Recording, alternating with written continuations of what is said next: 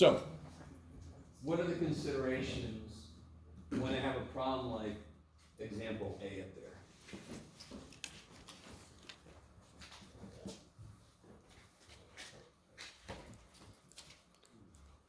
What are the possible, in fact, I mean, this one specifically has something weird happen. What would the ox be for that? The ah. That's pretty cool with the... It's a repeated root. So the ah would just be the homogeneous. What would the ox be for that? Just to make sure you guys aren't feel like you can't speak up. Ah is the associated homogeneous differential equation. Just, I get tired of saying all that and you get tired of hearing me talk that much. Ox is the auxiliary equation that goes with it after you've made the assumption of the form of the answer. Are you guys with me? So the ah would be y double prime minus 2y prime plus y equals 0. And again, this is so fundamental. I really want to make sure you guys understand. Anytime I am looking at a DE, I need to gather the answers, the solutions that make it 0, and then add to it the solutions that make the actual function that's there show up. That's the complete answer. You guys semi with me.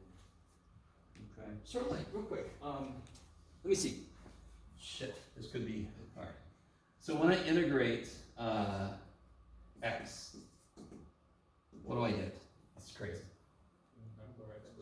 Half x squared plus c. So this would be the answer that makes it 0. And this is the answer that makes this show up. It's the same old shit. We just didn't say it that way because there was no reason to say it that way, right? So that's actually the exact same thing. We just have to be a lot more methodical about it because there's a little bit more going on than just a straight up single integration, right? But we're doing the exact same thing. So when I figure out yc, that is related to the plus c. And when I do yp, that's related to the other stuff. Okay. Okay. All right. So specifically, somebody already said this, but what's the ox I get? M squared minus 2n plus 1. So for this guy, what happens, of course, I get repeated roots, correct? So on the back of the variation of parameters handout that most of you guys got, I've laid out the 3 cases that could happen. They're the exact same 3 cases that can happen with constant coefficients. So if I get distinct real roots, that's always the best thing to see, because then I can just get the answer directly. The thing that I can't remember if I've proven yet or not, yeah, okay, is this guy. Maybe I want to do an example like this guy. That might be a place I can start.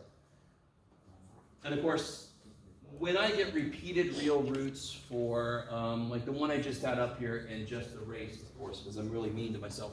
Coming back to this real quick. You stay over there. When I have this equation here, and I get my ox, I get repeated real roots, so what's the solution going to be? E to the negative, or e to the 1x. E to the x. And then x. C2x. And of course, where does that come from? Order. Yeah. Real quick, what if this had been this? Then you have 2x squared.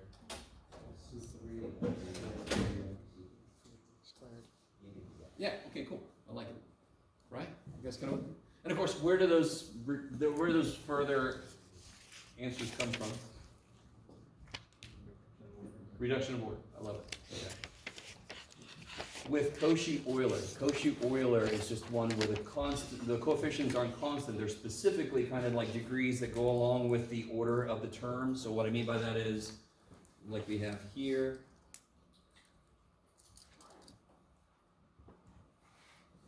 yeah, so I've got this sucker where the degree kind of matches the order of the term it's with.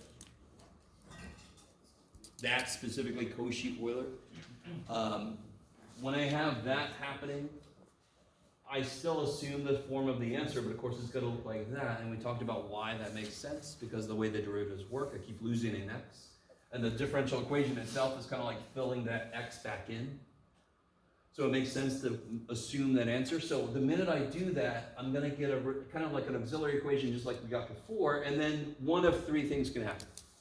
Anytime I get a quadratic equation, for example, one of three things can happen. I can get distinct real roots, I can get repeated real roots, or I can get the freaky ass complex roots.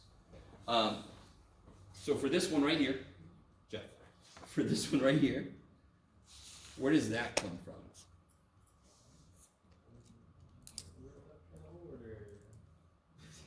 Yeah, I love it. I like this. I know what this guy wants to hear. So let's do this. I want to do that case 2 example, and I want to kind of do it all the way up. We're going to do reduction of order, so you can see the natural log that's happened. And then I've got a little handout. Now, I'm not going to go too much into depth. I've already kind of like hand waved this already with the stuff from section 4.4, was it? The constant coefficient stuff, where we assume the answer is e to the mx. We talked about what happens when you get complex roots. You use the equation I have on my shirt. You can use how to rewrite imaginary numbers in terms of e to the I theta, blah, blah, blah, and you eventually get to that point. That looks a lot like the third case for constant coefficients, except it's a little worse. It's got the natural log of x inside. That's definitely a little worse. There's a really nifty connection between Cauchy Euler differential equations and the constant coefficient differential equation. And I'll talk after we've done a few of these. So let's do this. Let's look at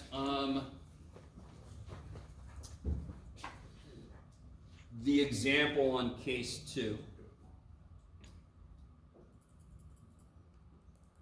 So everybody write that down. So even if you don't have this sheet, you can write that down.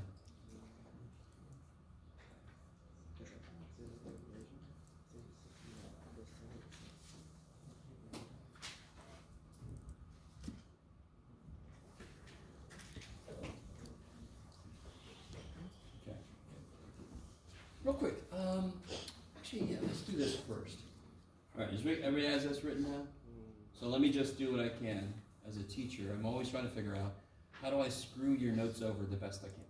So I want to just very quickly start with this and then show you a shortcut to get to the auxiliary equation, right? I've got it written on this handout, but I want to show you where it comes from. So remind me, what's the assumption I make about the form of the solution here? Yeah. So then y prime, I'll just do this, y double prime. So if I throw all that business in there, let me see if I can shortcut some stuff. If I do the y double prime, this will go with this and make x to the m. Is that cool? So then I just get the m minus 1, x to the m. Same thing happens here. This will just become x to the m. So I'll get b m x to the m. And then I'll get plus c x to the m. From the very beginning, what's got to be true about x? Whatever interval of solution I have, in order to be guaranteed a unique solution exists, x can't be 0. Which means I can divide by x to the m. So I do. Okay. So then I get am squared minus am plus bm plus c.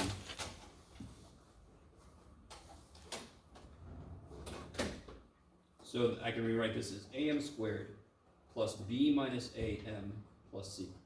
If you want to, you can memorize this.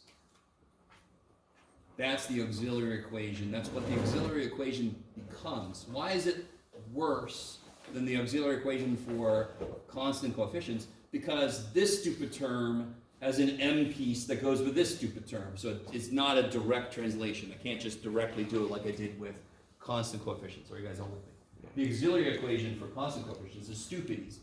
I basically just changed the double prime and this squared and so forth, right? Very straightforward. This one, damn it, the two things kind of mess with each other. Shh. Question? I think. So coming back to this, A is 1, B is 7, C is 9. So if I start with this for my auxiliary equation, I'll get m squared plus b minus a, 6m, plus 9. Okay.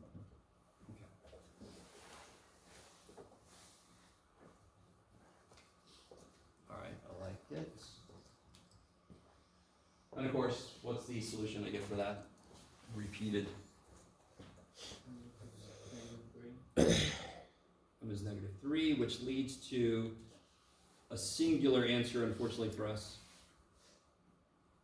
Let me do this. Y1 would be, yeah, x to the -3. I like it. So, now I want to do reduction of order. So, some of you guys might have the end result memorized. To be honest, I don't. I just kind of like always do reduction of order all the way out. So, what's the first step with reduction of order?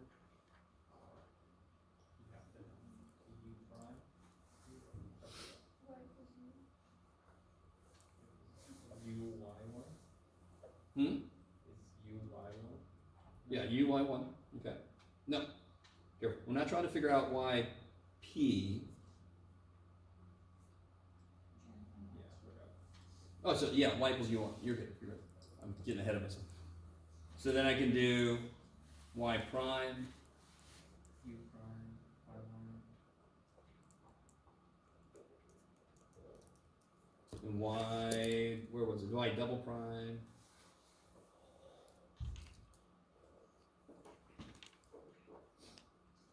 U prime y1 prime plus u prime y1 prime plus, alright, I'm being silly.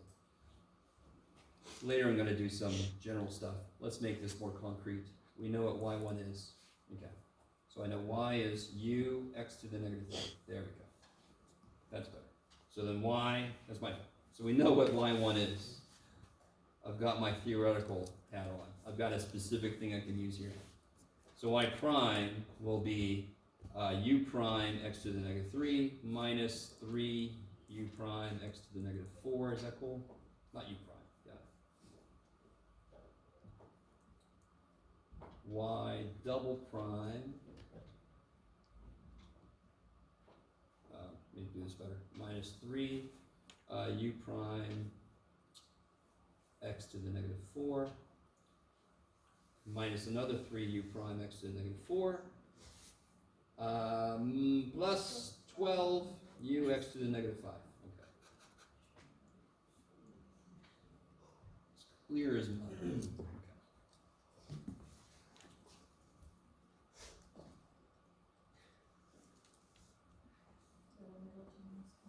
So then I get, just to clean this up a little bit, y double prime equals u double prime x to the -3 minus 6 u prime x to the -4 plus 12 u x to the -5. Okay.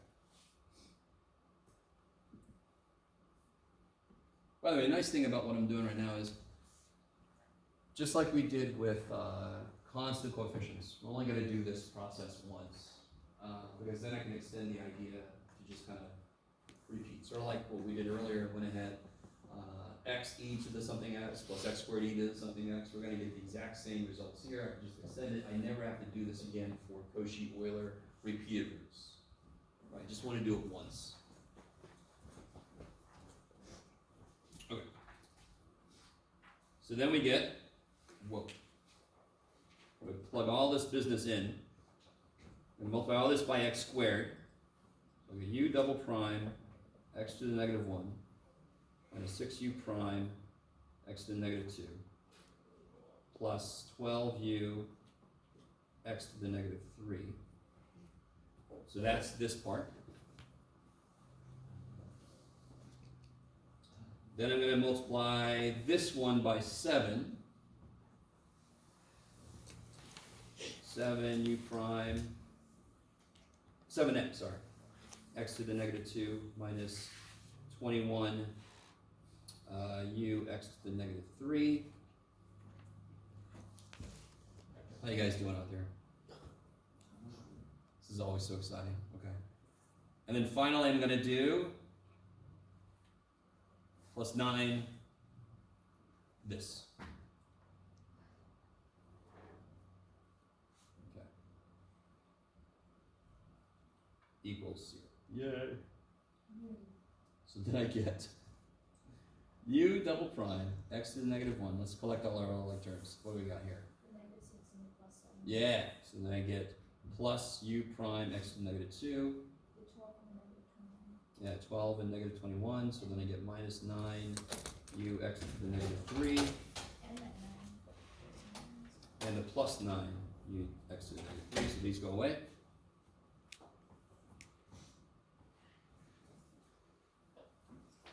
So, just to warn you guys, I will ask a question for you to do a reduction of order process fully. Probably with a constant coefficient problem. And again, it's up to you. It really is up to you if you want to memorize the results. It was that e to the interval p stuff, right? I don't have to memorize, to be honest. I just always do this. Does anyone remember? Right now, I can tell I'm on the right track. Because it looks linear. It looks linear. Looks linear. And also, I can reduce the order, which is the whole point, right? Because I've lost my u term, right? So now I can do, let u prime equal w. So then I get w prime x to the negative 1 plus w x to the negative 2 equals 0. This is, what way do you want to solve this? Multiply the x. Okay, let's multiply the x. That's a good first step. Isn't this separable? It totally is. So this will be dw over dx plus wx to the negative 1 equals 0. So I can get dw over w equals negative x to the negative 1 dx. Somebody help me out, make sure that's right. If you could write, Jeff, everybody would be so happy. Okay. Is that cool? Subtract that over, divide by w, multiply by dx. You guys with me? So exciting. So then I get natural log of w equals negative X to the negative 2. No, come on, we're integrating, right? Oh, we're gonna go out. Oh, my fault. 1 over x. 1 over x. Yep. Oh, Okay. So therefore, w equals, and bring this up, yeah, x to the negative 1. Oh my god! Alright, sorry. Are you guys okay? By the way, have you noticed? I think you guys can understand what I'm about to say. The further you get up in mathematics courses, the more math stamina you need. Does that make any sense? Yeah. Because your problems, by the way, this is nothing, right? This is nothing. But the higher you get up in math, the more bookkeeping becomes very important. Because you're going to have all this shit happening, and you have to keep track of what's what. So the students that are like all over the damn place, and then they just throw shit in, and like, maybe it's in the right place. Holy crap, right? You gotta set them straight. Okay. You guys see how this is going to end up? What was W again? We let W equal U prime, right? Yeah. So then U is, U prime is x to the negative 1, so U is That's ln x, right? So then Y2 will be UY1. What was Y1 again? I lost track. X to the negative 1. Yeah, I think I put it over here. There it is. X to the negative 3. Yeah. So it'll be x to the negative 3 ln x. So basically, all the same shit we just did will happen every single time. So we don't do it anymore. Now we know if I have repeated roots. The really cool thing is, let me finish this up first. The solution then would be C1 x to the negative 3 plus C2 x to the negative 3 natural log of x. Yes? And I only get a YC because it was homogeneous. There's no YP part. Okay, I like it. What if I then had like another, like a plus C3, and it was repeated again? What do you think I'd put? ln x squared. Like this. Now, again, you could do reduction of order and go insane and then eventually prove this. Why does it make sense though on one level that the square is not only x itself? Do you understand what I mean? Instead of the whole natural log being squared, why does it make sense that it certainly could not be natural log of x squared? Because the 2 would come out front, it would be like terms with the C2 I already have. I wouldn't find my third answer that I know exists. So at least on that level, it makes sense that it can't be ln of x squared. It's got to be ln of x squared. Yes? You guys with me?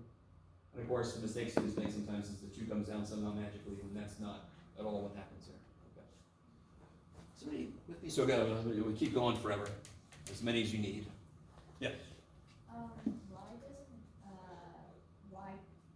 don't we use the equation that we got earlier of y1 times integral of Oh yeah, I was saying, if you want to, if you got that memorized, do it. I just wanted to do two reasons. I wanted to at least show you why it makes sense that ln x is the multiple we add when I have repeated roots. So I wanted you to see it actually happen, and I also want to remind you what the reduction of order process is. So if you want to memorize the results, you can. Just be ready though. I will ask you to do a relatively simple problem, full-blown, what I call a full-blown reduction of order, right, which is this. Why? Because I'm evil. That's the answer. Okay. So if you ever wonder, why are we doing this? I'm evil. So, what I want to give you guys right now. Oh yeah, let me talk something out with you guys because I haven't really made a decision yet. I think I know which way it's going to go. I think I already sort of made the decision. I was considering, I'm not going to do this. I think I just made the decision. I was considering moving the test to Thursday, but I'm not. We're going to keep the test on Tuesday. We're going to do section 4.9 after that. So section 4.9 will not be on the test. So officially, the homework that's going to be due is up through 4.8. And I think on WebAssign I haven't put 4.7. I think I did put 4.7 for my WebAssign people. Okay, the people of WebAssign. Okay. So what I want you to do right now is this, what I call group worksheet. And if you want to be a group of 1, that's okay. Little army of 1.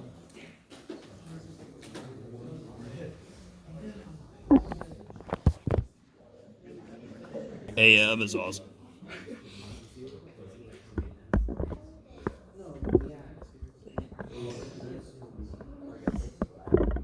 All right.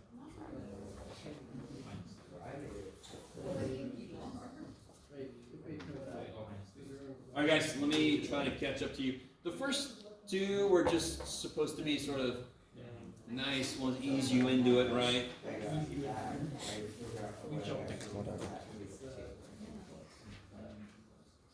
There's the auxiliary. You eventually get, well, let's see what it gets. 3 and 1, minus, minus. Real quick, did I ever show you, let me see, what was it? Did I ever show you this method where you just sort of bring the 2 over? If you do this, isn't this n minus 3, n minus 4? Yeah? And then I'm going to bring a factor of 2 back, because then I bring a factor of 2 over. Now it gets a little bit trickier, of course, when there's more going on, but this method, believe it or not, is called the Texas slide, because math people really don't know how words work. Oh, hell yeah. Sounds like a really dumb dance at a wedding or something? Isn't it 3 2? Did I put the things in the wrong place? Oh, it should be a 2. Oh, I totally messed this up. 3 and 2, yeah? Okay, that's better. Minus 3m, yeah, there we go. So it should be 3 halves and 2. So what's your answer then?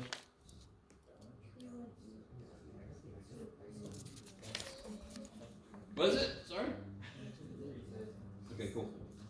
And as a student, I think it sometimes is a disservice to shortcut the process because sometimes you forget in the background is this assumption, right? So it might not be a bad idea to write this for yourself based on the form of what you're given, to remember what the hell the m means at the end, right? Okay. So what's the assumption to make here?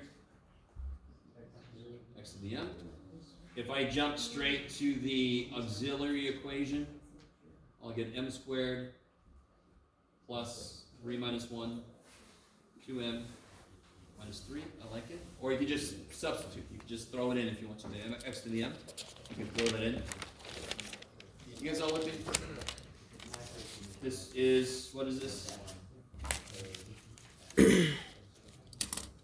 That's right, kids. M plus 3, m minus 1. M equals negative 3, m equals 1. So you got y equals c1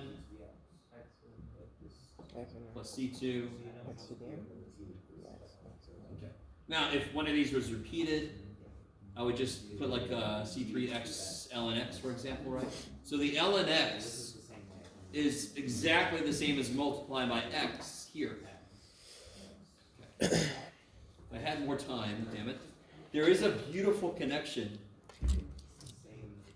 Screw it, I don't have to. You could do a substitution on these, on Cauchy Euler, and make them become constant coefficients. Go with them, okay. If I let x equal e to the t. Alright, so this one, first step, what? What do? Solve the homogeneous. I solve the associated, yeah, the a. So the ox.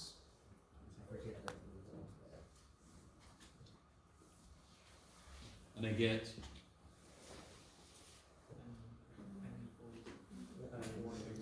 4 negative 1, is that right? Yeah. So my YC is going to be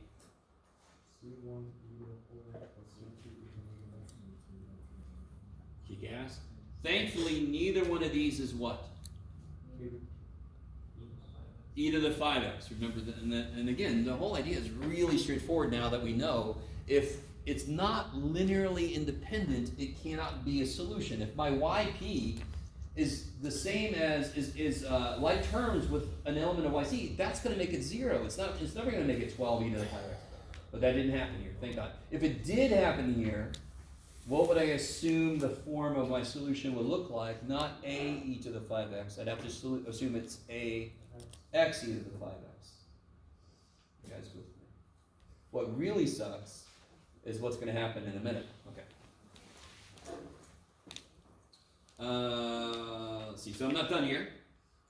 Now, be careful. I need you to understand. Variation of parameters always works. But do you want to do variation of parameters a lot? No, I don't either, and I love math. Actually, I kind of like, but no, I would rather not if I didn't really have to. What do I use instead? Because this is a very nice function. It's related to its own derivative, so I can just use, undetermined coefficients. I can assume the form of the answer, and then I can start plugging that sucker in, right? So what's y p prime, y p double prime. So I end up with 25a e to the 5x minus 3 times this.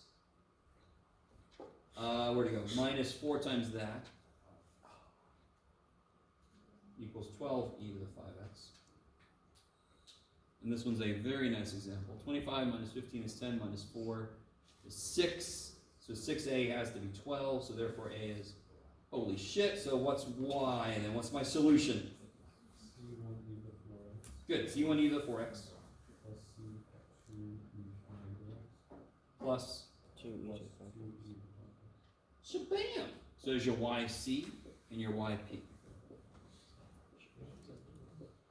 I like it. If you did variation of parameters, it would work. It would be way too much work.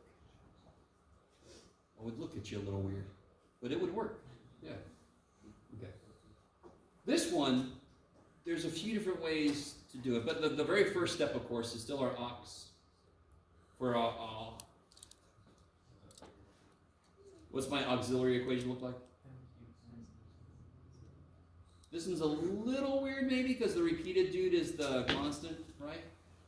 It's not that bad. So my YC is going to be, I get 2 zeros, correct? Yeah. So it's going to be C1 e to the 0. Since it's repeated, it's got to be C2x e to the 0. I don't know if that freaked anybody out. Most of you guys got that fine. And of course, plus C3 e to the x. So you can z-ass in. Now, I don't have the time to do this, but there are multiple ways to do this problem. I love the fact that somebody let w equal y double prime. So then y w prime would be y triple prime. Beautiful. Let me see if I can do this. All right. Oh my goodness, I always feel like somebody's watching me. No, then I have no time.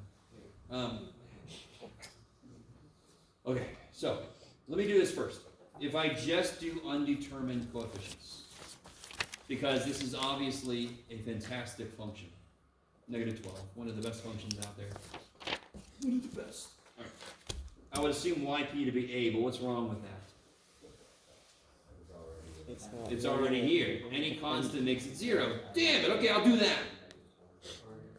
Shit! So then I have to do this. So I just have to keep multiplying by x until I get it to be linearly independent. And again, that's built on the foundation of reduction of order, right? So a lot of what we do is built on these longer ass processes that always end up with the same result, so we just make a shortcut out of it. That basically summarizes all the mathematics. But okay, so I could do this, or I could take this and let w equal y double prime. God, w equal y double prime. Try to say that 5 times fast. So then w prime minus w equals -12. Right? I could do that. And do you see how you're going to have to integrate a couple times so you will eventually catch up to me eventually? Okay, so if we just do this, I'll get yp prime equals 2ax, and I get yp double prime equals 2a, and yp triple prime will be 0. So then I get 0 minus 2a equals -12, so therefore a has to be 6. Is everybody with me? Did anybody finish this problem? Yeah. Yes? You guys get the same answer I did? Yeah. It's always nice to get verification. So then I got C1 plus C2x plus C3e to the x plus 6x squared. Shabbat. And you would get the same answer if you sort of did this and blah, blah, blah. Okay. All right. Blah, blah, blah. Sorry? Oh, I'm sorry, yes. So let's see, got a few more minutes. This last problem. Okay, is that cool? More room. Shoot. Do I have more of these? No. Yes. Okay. This guy. Okay. How did somebody attempt to do that last problem? Yes. I multiplied everything by x first And why'd you do that? to make it in the standard form for the Okay, yeah, so the thing to identify on this blurry problem, I think it's gonna make a joke about Bigfoot, but the powers don't match up with the order, and that's the basic idea of Cauchy Euler is, and by the way, real quick, everybody's heard of Euler? Yeah. Yes? Has anybody ever heard of Cauchy? No. Poor Cauchy. Cauchy did so much shit, and then Euler gets all the pride, whatever. If you get into like real analysis and stuff, some future math courses, Cauchy is stupid big. He just didn't do stuff that Euler did. He's like, all right, whatever, Euler, get the limelight. Whatever. So they sort of both kind of came up with this process. So since I have a y double prime and I need an x squared, so if I just multiply everything by x, it makes it become a true Cauchy Euler. What's another way to do this problem? Anybody do it a different way or think of a different way and go, I don't want to do that? Yeah. I could do the same thing we just did, right? Yeah, just did the same thing except for I assume that yp was a x to the fifth natural log of x. So Oh, we're not quite there yet. I'm just talking about solving the, what do you call it? The homogeneous. Yeah, let w equal y prime. So then w prime equals y double prime. So then it would be Cauchy in terms of w. Either way, it's going to end up with the same answer. So let's see. Let's do it this way, because I feel like more of you might have thought to do this, but I could be wrong. So if I do the let's do the first. Well, ox would be what?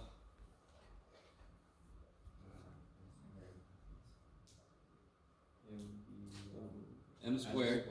Minus 5. Good. Minus 4 minus 1, so minus 5m equals 0. So then again, m is 0 and 5. So you get yc is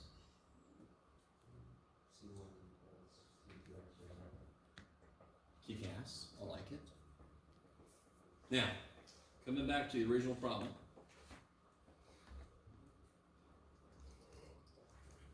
I need to use variation of parameters. So this is the thing. This is the new thing we just discussed today. And if you think about it, the way that this is set up,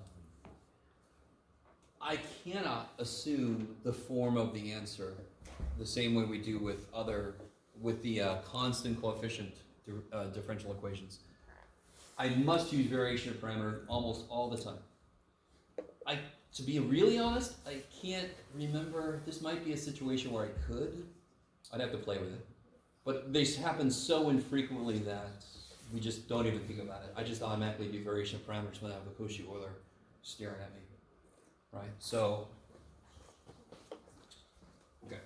So in order to do that, how do I do that? What do I assume yp is going to look like? Actually, let's do this. This is the one I kind of told you should memorize the end result for variation of parameters. But just to kind of write this down, what would I assume yp to be? Oh, this is where things get interesting. In general, I assume yp to be u1y1 plus u2y2 plus whatever is many. So the weird thing here is, what's y1? Y1 is the C1. No, y1 is what c was in front of. So what's y1? What's y2? X to the fifth. Quick, see? Beautiful. C2 times what? X to the fifth. So what's y1? 1. 1. Kick ass. Somebody with me? Yes. Okay. So yp would be u times 1, u1, plus u2 x to the fifth.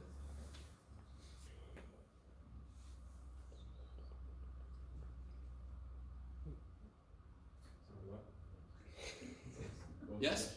Yeah. No, that's it. I'm sorry. That's what it is. Sorry. The question already was answered. I'm just writing down the results of it. What has to be true, does anyone remember, in fact, this is true about almost every process we use. What do I almost always have to do to get this in the right form to pick off the correct things I need? I need the first coefficient to be 1. So I need to divide by x.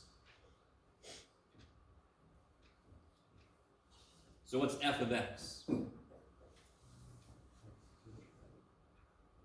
X cubed, right? You guys all with me? Because who remembers what the form of the answer is? Let me write this down here. So f of x is x cubed what is U1 prime? Does somebody remember that?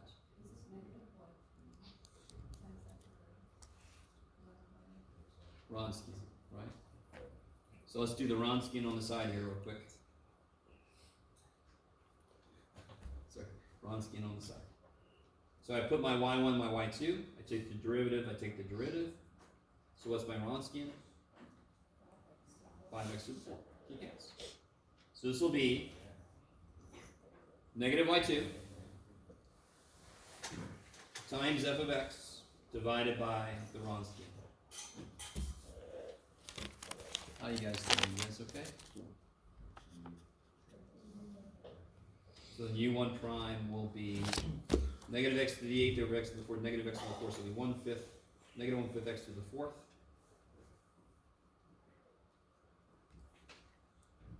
So therefore u1 will be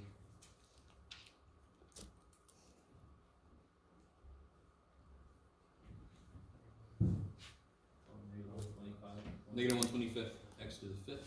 I like it. u2 prime is equal to y1 f over the Wronskian. So u2 prime, Jeff, you've given yourself so little real estate, will be 1 times f over the Wronskian.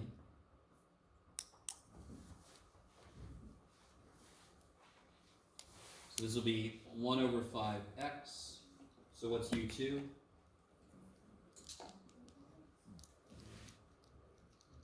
One-fifth ln x, right? Okay.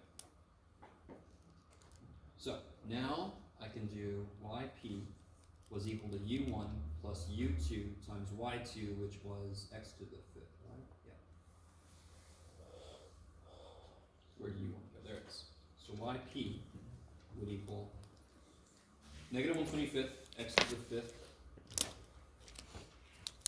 plus 1/5 ln x.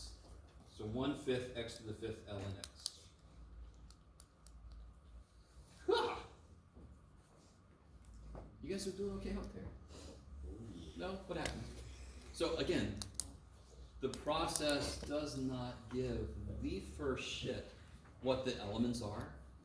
u1 prime is always equal to this. By the way, real quick, just to make sure you understand, this is all predicated on what's the order of the original problem. This will only work if the order is, well, what was the order of our problem? Second. Second. So this only works for second order. This shortcut comes from the fact that determinants are stupid easy for 2x2s. How would I do this if it was a third order? I'd have to have the full ass matrices running around, solving them as I go. There'd be no great way to write it, generally. There would be, but not a way that's easy to memorize. I don't know if you guys are. I just made things worse because you're like, I didn't even understand what you just did, and then you just talked about a worse problem. Good teaching, Jeff. All right, leave me alone. Jeez. So then to get the whole answer, I put yp plus yc. All right, so next time I'll have the answer key for the practice test. Yeah. I have a quick question. So for that one, So you were saying you assumed this to be the. I assumed it was yp was a x to the 5th natural log of x. So I was like, well, I already have an x to the 5th, so I'll start on natural log of x, kind of like. Oh, because you're starting here, but again, when you multiply by x, I guess. Where's your how'd you get x to the 5th? Because after you multiply by x. Oh, I never multiplied by x. So where'd x to the 5th come from? I assumed I just did like an auxiliary, so I said that this was m squared minus 5m, and then I got m is equal to 5. Sure. So just kind of like a very simple version there. And then what I did is that yp is always based on what's here. After I've divided by x. yeah. So there's no reason it should be based on x to the 5th. So what I thought was, well, if they're all like terms and they should be an x to the 4th, then the prime comes out to x to the 4th, which means that the first thing. Oh, I see. Okay. Okay. Sure. So that's what I did there, and it came out to the right thing, except for I was missing that minus 1 over 25. Yes. Yes. Because this is one reason why undetermined coefficients does not work well with Cauchy Euler, because of this being here, throws off what this could possibly be, Okay. let me see.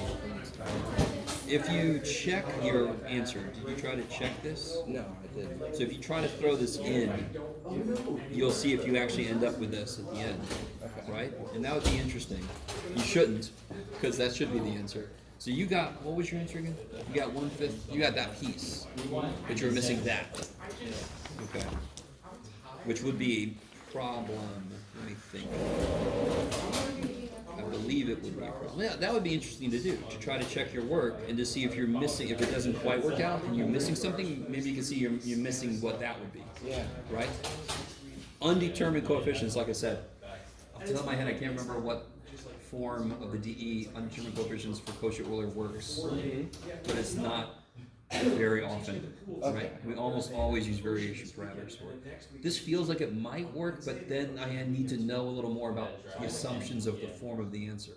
It's not going to be as straightforward as this. But I like the way you were thinking, that it had to be a fifth power, and you can see it is a fifth power.